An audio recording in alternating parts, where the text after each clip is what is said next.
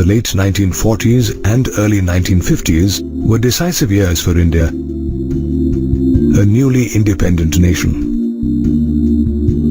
While certain leaders were busy charting the country's economic policies and growth, others were formulating policies that focused on the people's reproductive health, a concept encompassing total well-being in all aspects of reproduction, including physical, emotional, behavioral, and social. These policies led to the establishment of the Family Planning Association of India in 1949. In 1951, the government launched a series of action programs and plans called Family Planning. This move catapulted India into a select group of countries that had chalked out a national family planning program. Later, in 1997, the government initiated the reproductive and child healthcare programs that focused on creating and spreading awareness about various reproduction-related aspects such as contraception and infertility, as well as providing and supporting facilities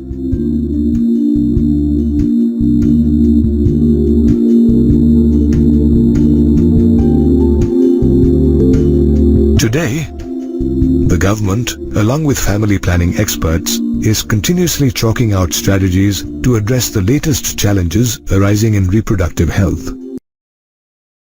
For instance, people in rural India still don't have access to information relating to sex and reproduction. Hence, various governmental and non-governmental agencies have been roped in to propagate information. Experts associated with family planning have also realized that today's youngsters depend on the internet as well as other sources including movies, friends and magazines to learn about sex-related aspects. However, information gathered from these sources may or may not be reliable. Moreover, at times, the information can create myths as well as misconceptions and even unhealthy attitudes towards sex-related aspects. Therefore, these experts are advocating the need for sex education in schools. They argue that it will go a long way in imparting correct and relevant information about sex. Moreover, it will also make youngsters aware of social evils like sex abuse and sex-related crimes and the steps they need to take to fight such social evils. Experts also believe that people, especially adolescents, should be sensitized to hygienic sexual practices such as cleaning one's genitals, sexually transmitted diseases, AIDS, adolescence, and related mental and bodily changes, which in turn will ensure a reproductively healthy society. Another strategy to improve reproductive health is by educating couples as well as individuals of marriageable age about birth control options, gender equality, pre- and post-pregnancy care,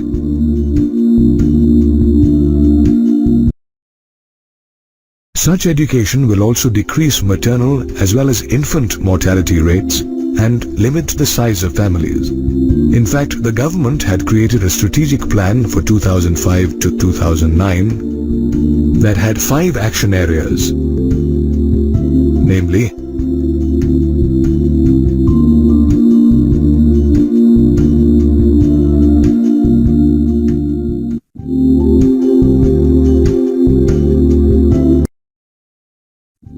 providing expert medical care and assistance to people on wide-ranging issues including pregnancy and delivery, STDs, abortions, menstrual problems, and infertility is another step taken by the government.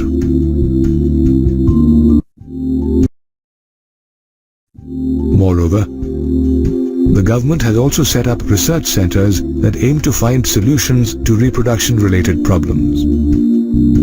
One such center is the Central Drug Research Institute in Lucknow, which is credited for developing Saheli, an oral contraceptive for women. Apart from setting up research centers, the government is also establishing hospitals and medical centers, especially in the rural areas, to provide an impetus to medically assisted deliveries as well as to provide postnatal medical care. This will help bring down maternal and infant mortality rates as well as encourage couples to have smaller families. The government is also conducting mass immunization programs to bring down the infant mortality rate. Did you know that the government has banned amniocentesis, a fetal sex determination test based on the chromosomal pattern in which the amniotic fluid surrounding the developing embryo is drawn by inserting a needle in the mother's abdomen? In this manner, the government has initiated a lot of programs and plans to build a reproductively healthy India. At the dawn of independence, India was an underdeveloped country, with its population having no access to good medical care. Life expectancy was just 32 years, and infant mortality as high as 180 per thousand births. However, living conditions improved as the government built hospitals, educated people about health-related issues, and conducted immunization programs. These steps nearly doubled the life expectancy rate and lowered the infant and maternal mortality rate.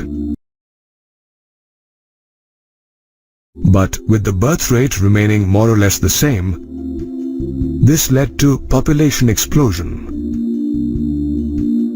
A situation where the population of a country far outstrips its sustaining capacity. In fact, India's population, which was 350 million during independence, went past the 1 billion mark in 2000, making India the second most populous country after China. Demographers fear that if the current birth rate of 1.7% is not lowered, India's natural and economic resources will be strained, depriving many of even basic necessities such as food, clothing, and shelter. To arrest the population growth, the government has raised the legal marriageable age of girls and boys to 18 and 21 years respectively. The government is also using the media to drive home the benefits of having smaller families. Moreover, government agencies are also actively encouraging couples to go for contraception, which is an intentional prevention of an unwanted pregnancy, through the use of contraceptive methods. Contraceptive methods can be broadly categorized as natural or traditional methods, barrier methods, intrauterine devices, oral contraceptives, injectables, implants, and surgical methods. Natural methods, the oldest form of contraception, work on the principle of circumventing the chances of the sperm fertilizing the ovum. They are of three types: periodic abstinence, coitus interruptus, and lactational amenorrhea. In periodic abstinence, couples abstain from copulation during the fertile period, which occurs between days 10 and 17 of the menstrual cycle. This is when ovulation or the release of the egg occurs, which increases the chances of conception. Another natural method is coitus interruptus, which is also known as the withdrawal method.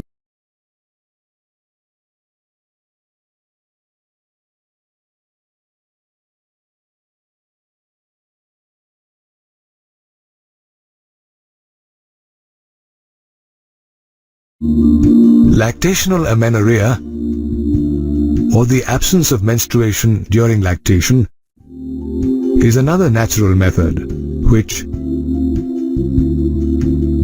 works on the principle that lactating women don't menstruate for up to 6 months following parturition. This is because the hormone oxytocin, which stimulates milk production, also suppresses ovulation. Naturally, without ovulation, conception can't occur. Lactational amenorrhea, as well as other natural methods of contraception, are safe and have no side effects, as there are no devices, medicines or hormones involved. However, natural methods aren't very effective compared to other contraceptive methods such as the barrier method. This method makes use of either a condom, diaphragm or cervical or vault cap, which act as barriers to prevent the sperm and ovum from meeting. Condoms, which are available for both men and women, are made of thin rubber or a latex sheath, while condoms for males are rolled over the penis.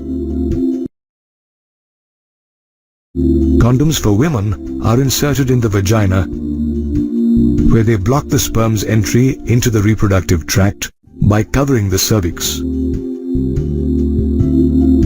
Most couples prefer using condoms since they are cheap, easily available, and offer privacy as they can be self-inserted. Moreover, condoms also offer protection against sexually transmitted diseases such as AIDS and syphilis. A condom, however, can be used only once, and every new coitus session requires the use of a new condom.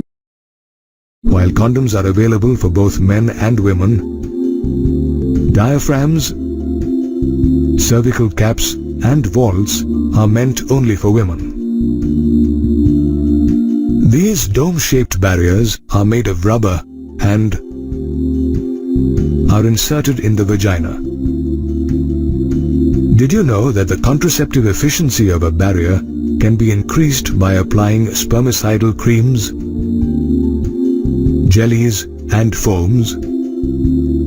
That's because these products contain chemicals that kill sperm. Another contraceptive method is the use of intrauterine devices, commonly called IUDs. These are used by couples who want to delay pregnancy or space out their children. IUDs are tiny T-shaped devices that doctors insert into the uterus through the vagina.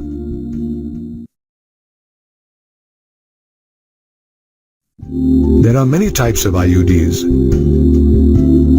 ranging from non-medicated IUDs such as lipase loop to copper-releasing IUDs like copper T, copper 7, multi-load 375 to hormone-releasing IUDs such as progestasert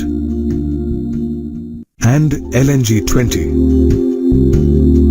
Each type of IUD works on a different principle.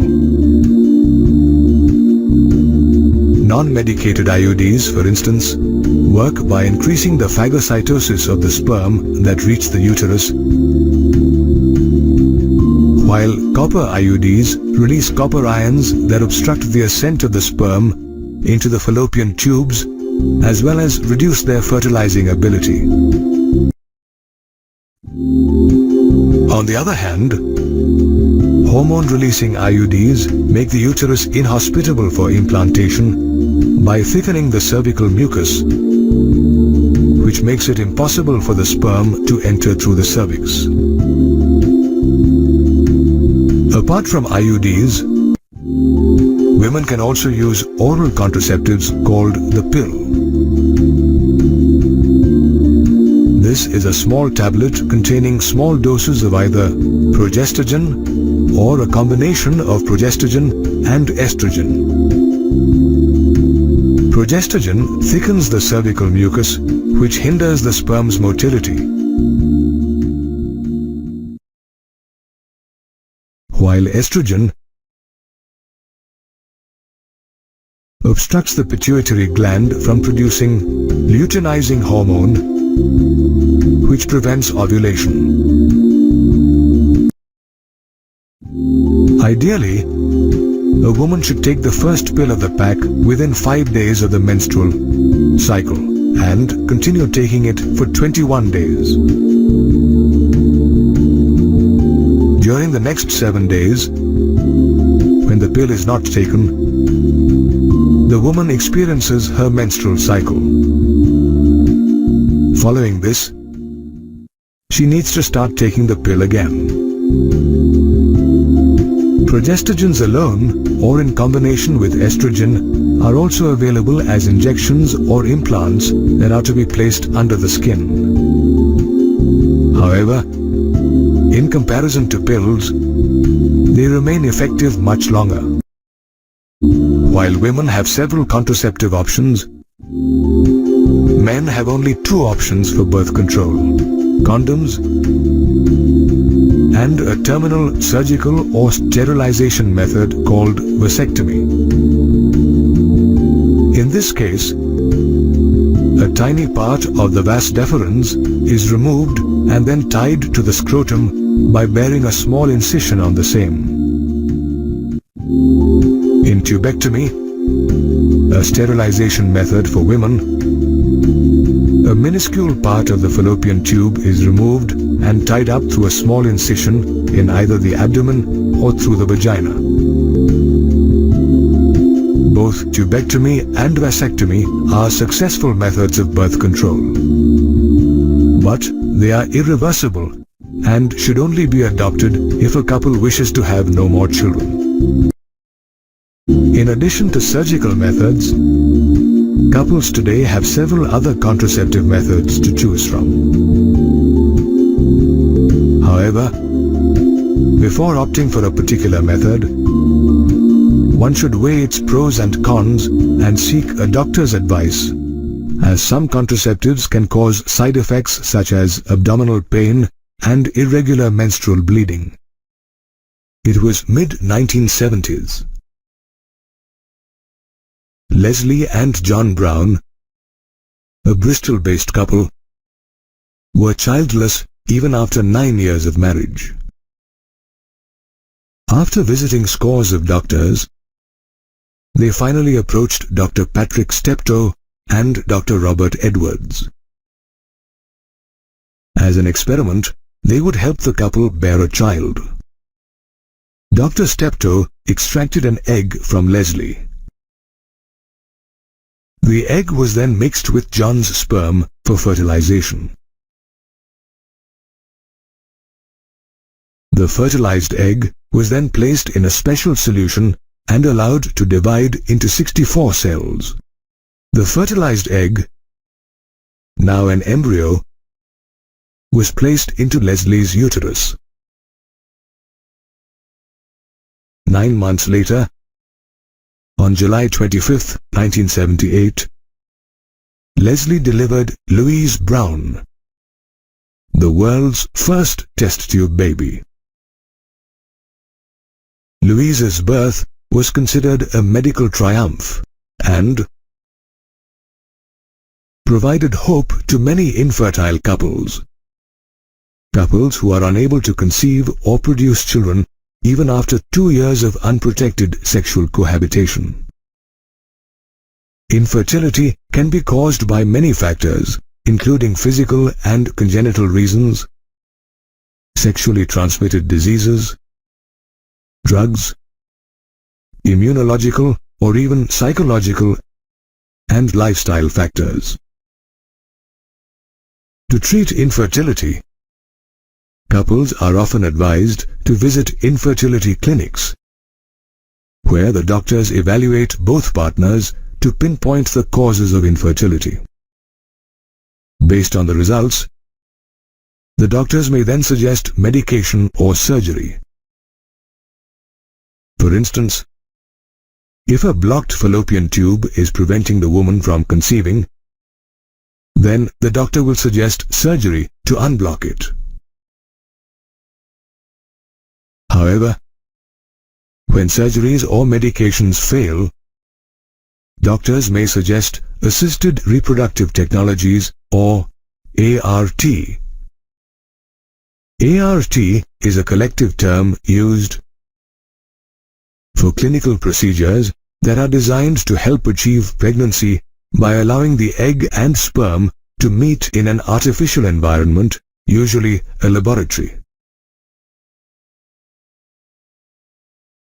Today, there are several types of ART available for infertile couples, including in vitro fertilization, intrauterine transfer, zygote intrafallopian transfer, gamete intrafallopian transfer, intracytoplasmic sperm injection, and artificial insemination. In vitro fertilization, or IVF, which was used to treat Leslie Brown, is a process in which the egg is fertilized by the sperm outside the woman's body and under simulated conditions created in a laboratory. IVF is also called a test tube baby program. Interestingly, the gametes can be collected from the partner or a donor. Once the egg and sperm are collected, they are placed in a dish for fertilization and incubated together to form an embryo.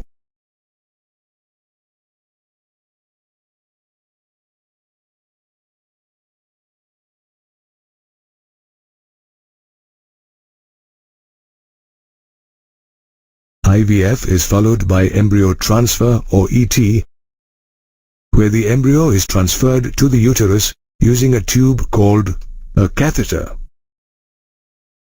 Apart from IVF, couples can also opt for intrauterine transfer or IUT. In this method, embryos formed by fusion of gametes inside a healthy woman's body or in vivo fertilization are removed through surgery and transferred into the uterus of the woman who wishes to conceive. Another option available for infertile couples is zygote intrafallopian transfer or ZIFT. This process is similar to IVF, where the gametes are collected and the egg is fertilized in the lab. Post-fertilization, when the zygote contains more than 8 blastomeres, the doctors create a small incision in the abdomen using a fiber-thin tube called a laparoscope.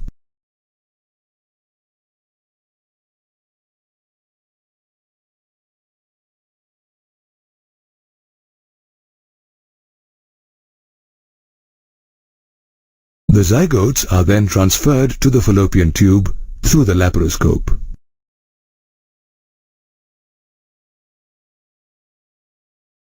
Interestingly, a laparoscope is also used in another ART called gamete intrafallopian transfer or GIFT, in which a healthy egg from a donor is placed inside the fallopian tube of the woman who wishes to conceive.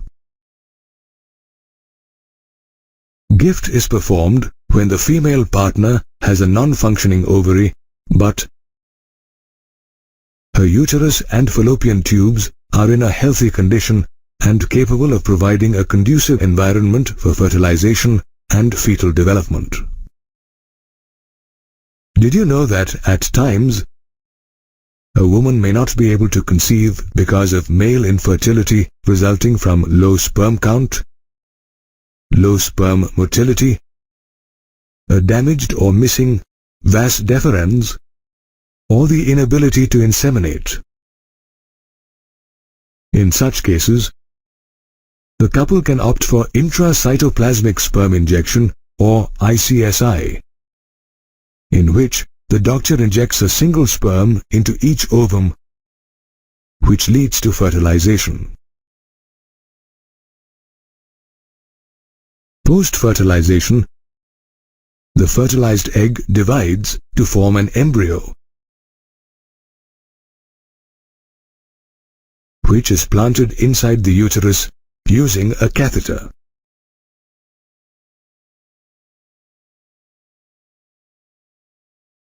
Apart from ICSI, artificial insemination is another option in which semen, collected from either the male partner or a donor, is introduced into the vagina or uterus by inserting a catheter.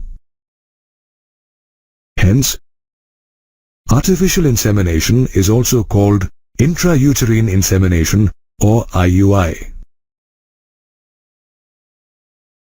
Artificial insemination, as well as other ARTs, are helping infertile couples realize their dream of becoming parents. However, one should remember that these methods are expensive, as they require highly qualified doctors as well as expensive instruments. Pregnancy is one of the most wonderful experiences for a woman. However, if one gets pregnant as a result of rape, casual, unprotected coitus, or failure of contraceptives used during coitus, it could turn out to be a harrowing and distressing experience. Under such circumstances, many women opt for medical termination of pregnancy or MTP. Also called induced abortion, MTP is the intentional or voluntary termination of pregnancy before full term by expulsion of the fetus from the mother's uterus. Doctors might also recommend MTP if a woman is suffering from serious medical conditions such as heart diseases or blood pressure, because continuation of pregnancy could prove fatal to her. MTP is also advised if there is a possibility of the child being born with severe physical or mental disability. Estimates show that nearly 40 to 50 million women opt for MTP every year worldwide. And in India, this figure averages 6.7 million every year. However, when India was a newly independent country, the laws concerning abortion were restrictive, and abortion was permitted only if the continuation of pregnancy could prove fatal for a woman. Things started changing during the late 50s and 60s, when demographers raised concerns about India's spiraling population. They started pressing for liberalization of abortion laws, which they thought could help lower the birth rate. The demographers' calls for liberalization of abortion policies found support from doctors who were alarmed by rampant illegal abortions. To address the situation, the Indian government formed the Shantilal Shah Committee in 1964. Acting on the recommendations of this committee, the Indian government passed the Medical Termination of Pregnancy Act, 1971, that paved the way for liberalized abortion laws. The MTP Act states that an abortion can be carried out only by an approved doctor. Moreover, while the opinion of one qualified doctor is sufficient for pregnancies of up to 12 weeks, for pregnancies of more than 12 weeks but less than 20 weeks, the certification of 2 approved doctors is essential to conduct an abortion. This is because an abortion of up to 12 weeks of pregnancy is far less risky than one carried out for a pregnancy of more than 12 weeks. However, abortions of pregnancies beyond 20 weeks are prohibited under the MTP Act unless the pregnancy poses a threat to the mother's life. The MTP Act has made it easier for women to opt for medical termination of pregnancy. However, experts claim that illegal abortions, including sex-selective abortions and abortions after 20 weeks of pregnancy, are on the rise. To reverse this trend, people are being educated about gender equality as well as the health hazards associated with illegal abortions. They are also being educated about how to avoid pregnancies by using contraceptives such as condoms and the pill. Condoms can also protect young people from a plethora of diseases and infections such as gonorrhea, syphilis, genital herpes, chlamydiasis, genital warts, trichomoniasis, hepatitis B, and HIV. Collectively known as sexually transmitted diseases or STDs, or venereal diseases, or reproductive tract infections, these diseases are contracted through sexual contact.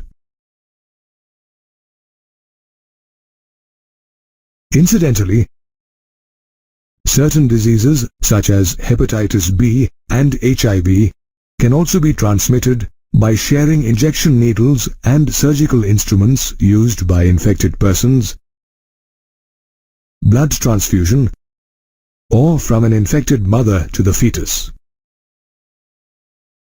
Different STDs are caused by different pathogens. Chlamydiasis and gonorrhea, for instance, are bacterial infections. Trichomoniasis, on the other hand, is caused by a microscopic one-celled protozoan called Trichomonas vaginalis, whereas HIV, the most dangerous of all STDs, is caused by the human immunodeficiency virus or HIV. In most cases, people suffering from STDs show symptoms such as itching, fluid discharge, swellings in the genital region, as well as pain during sexual intercourse. However, the symptoms aren't always obvious. In fact, most people don't show any symptoms of infection during the early stages of the diseases. Moreover, when symptoms become obvious, people avoid seeking medical opinion for fear of being stigmatized. One should, however, not forget that timely detection and appropriate treatment can make a person completely free of most STDs. However, there are a few exceptions like hepatitis B, genital herpes, and HIV infections that cannot be cured. Moreover, timely detection is the key to prevent STD-related complications such as pelvic inflammatory diseases, abortions, stillbirths, infertility, or even cancer of the reproductive tract. Did you know that STDs, which are widely prevalent in people who are aged between 15 and 24, can be prevented if one takes simple precautions such as using condoms and avoiding sex with unknown or multiple partners? We are responsible for our own health, and simple things such as the use of condoms can keep STDs at bay.